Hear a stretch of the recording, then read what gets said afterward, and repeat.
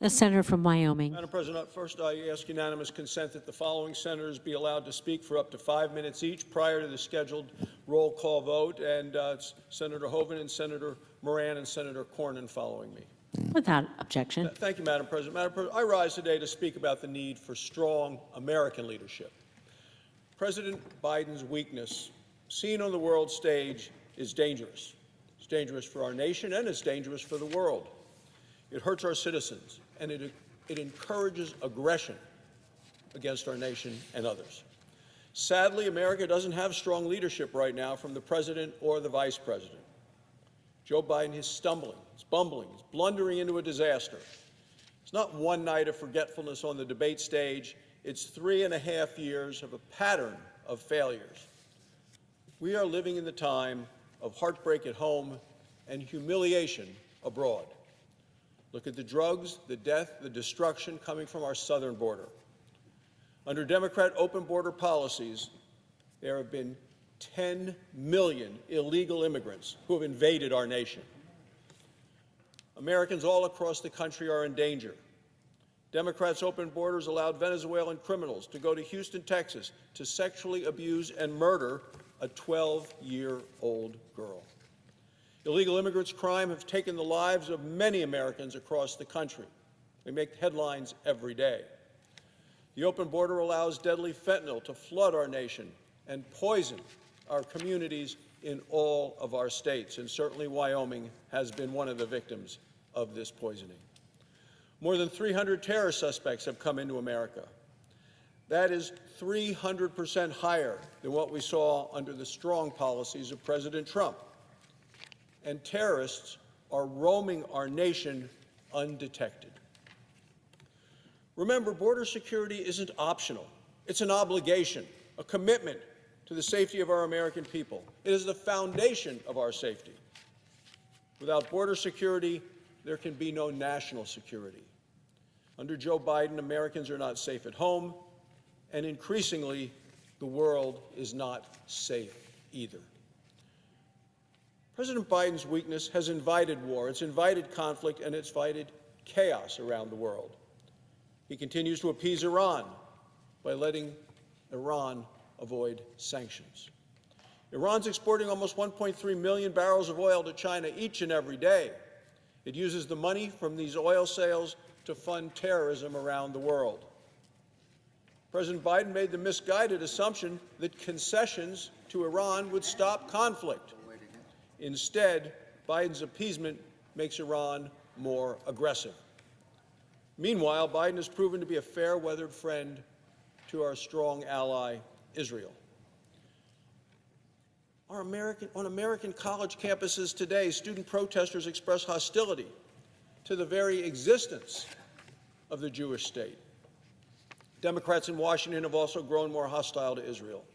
Senator Schumer stood on the floor. He demanded on this floor in March that Israel replace its prime minister. Senator Sanders called the very next month for America to stop sending aid to Israel. The anti-Israel drift in the Democrat Party is bad enough. What's more worrying is that President Biden, the leader of the free world, lacks the backbone to stand up against it. Rather than resist the pro-Hamas wing of his party, Biden has repeatedly bowed to them. He recently slapped a de facto arms embargo on Israel. The weapons he withheld would limit civilian casualties and help Israel free the hostages. Biden stopped that. That includes 8 American hostages who spent the last 9 months, including their 4th of July, in captivity by Hamas. President Biden blocked these war-winning weapons anyway. He would rather appease a small group of pro-Hamas voters in Michigan than support our closest ally in the Middle East. Playing politics is the core of Joe Biden's foreign policy.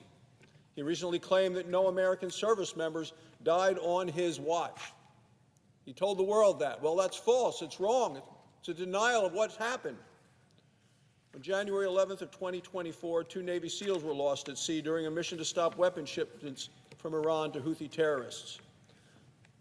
Less than 3 weeks later, January 28th, 3 American soldiers killed in Jordan by Iranian-backed militias. Then there is the disaster of Afghanistan. On August 26th, 2021, ISIS terrorists killed 13 brave American service members. They were the first American military casualties in Afghanistan in a year and a half. 20-year-old Lance Corporal Riley McCullum of Jackson Hole, Wyoming, was one of them. This was a young man who loved his country and left an impression on everyone he met. He was our home state wrestling champion. He had recently been married. He was about to become a father. 1,300 people in Wyoming showed up to attend his funeral. It was outdoors in a tent, 37 degrees, lasted several hours, and no one left.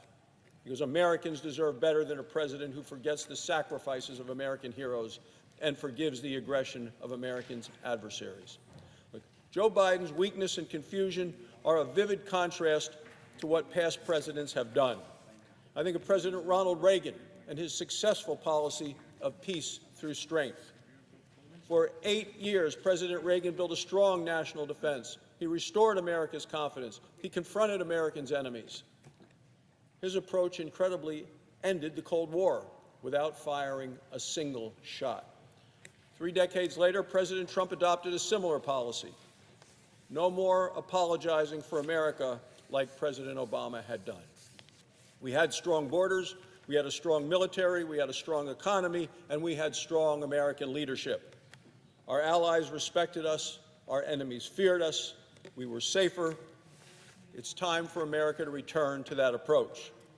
The truth is that Joe Biden is a president who cannot defend his record and cannot defend this nation.